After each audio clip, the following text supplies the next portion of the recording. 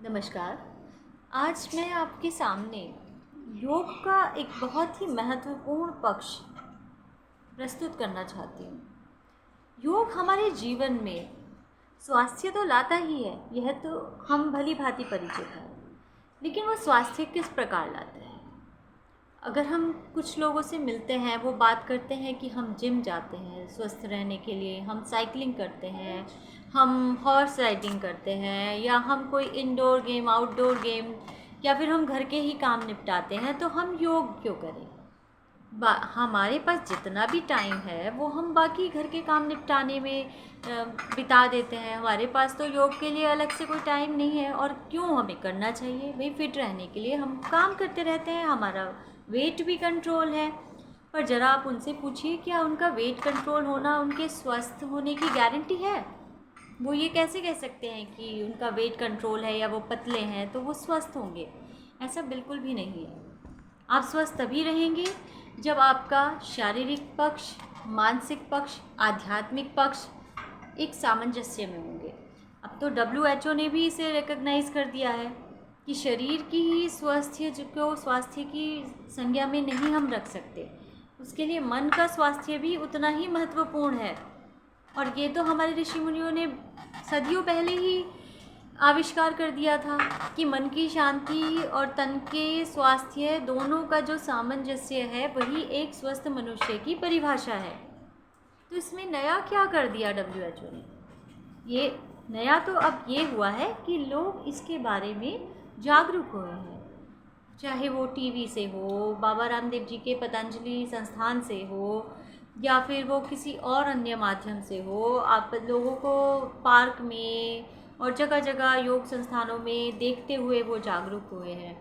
तो तभी एक साधारण मनुष्य में भी योग की महत्वता के बारे में जानने की एक उत्सुकता हुई है। अब योग जो है बाकी एक्टिविटीज़ से किस तरह से अपने आप को अलग रखता है, इसका सबसे ऊंचा स्थान कैसे है।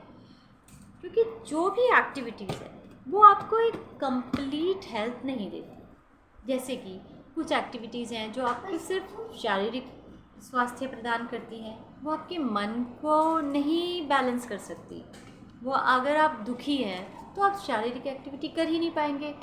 तो इसलिए योग का जो हमारे जीवन में सबसे ऊपर स्थान होना चाहिए, क्योंकि हमारे शरीर के साथ साथ मन को भी बैलेंस करता है, और जिससे कि एक ऐसा सामंजस्य और सम स्थिति आ जाती है कि मनुष्य एक उच्च स्तर का प्राणी हो जाता है, जो कि उसको होना चाहिए, जो उसके जीवन का उद्देश्य है। मनुष्य कोई पशु नहीं है कि उसको भागना दौड़ना है, खाना खाना है, यही काम करने हैं।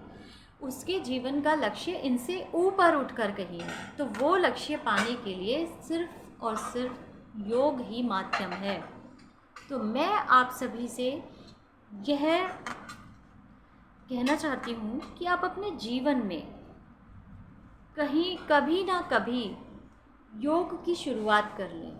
जब आप जितना जल्दी उसको शुरू करेंगे उतना ही आपका जीवन स्वस्थ होगा और आपके परिवार में भी खुशी बनी रहेगी।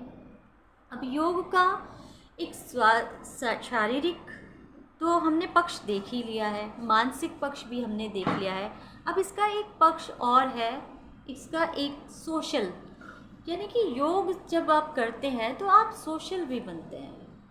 आप जिम जाते हैं और कोई एक्टिविटी करते हैं, आप में इतना सोशल व्यवहार आपका नहीं इतना जागरूक हो पाता जितना कि जब आप योग करते हैं तो आप खुल के अपने विचारों को रख सकते हैं।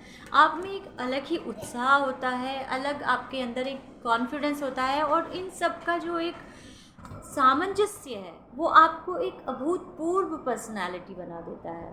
तो इसलिए योग को अपने जीवन में उतारें, और अपने जितना भी आपका एक फ्रेंड सर्कल है, आपका ग्रुप है, उसमें आप छा सकते हैं। सिर्फ योग के माध्यम से, किसी और के माध्यम से आप इतना जल्दी अपना उत्थान नहीं कर सकते। अब इसका एक अगला पक्ष ये है कि आप जब कभी कोई एक्सरसाइजिंग मशीन्स वगैरह लगाते हैं तो आपको बहुत पैसा खर्च करना पड़ता है। दूसरा, आपका टाइम भी बहुत जाता है, आप कहीं किसी एक जगह पे जाना ही पड़ेगा। आप अपने घर में सारी मशीनें नहीं रख सकते। लेकिन योग क्या है, आपको एक समतल स्थान होना चाहिए, साफ़ सुथरा, और एक आपके पास आसन हो, और तभी आप योग का लाभ उठा सकते हैं। तो योग आपको फाइनेंशियली भी स्ट्रांग बनाता है। दूसरा, योग का पारिवारिक पक्ष देखिएगा कि साथ मिलकर आप इसको कीजिएगा, साथ मिलकर एक दूसरे के गाइडेंस में आप इसे कीजिएगा और अच्छे अच्छे विचार एक दूसरे से आदान प्रदान करिएगा। तो योग आपको कितने सारे पहलुओं पे आपके ये काम करता है। इसीलिए योग का इतना हमारे जीवन में महत्वपूर्ण स्थान होना चाहिए और इसे हमेशा बने रहना चाहिए। इसको कभी सीख कर ऐसे हमें छोड़ नहीं देना चाहिए। इसको कंटिन्यू रखना भी एक आपकी ही रिस्पॉन्सिबिलिटी है कि आप इसको जब सीखें तो आप खुद भी करें और दूसरों को भी कराएं, अपने परिवार में, रिश्तेदारों में, और जहाँ जहाँ आप जाएं सब आप इसका गुणगान करें, इसका आप एक सच्चा प्रचार कीजिए। जय हिंद, जय भारत, जय योग। मैं साधना योगाचार्य आपसे विदा लेती हूँ। अगले वीडियो तक के लिए नमस्कार।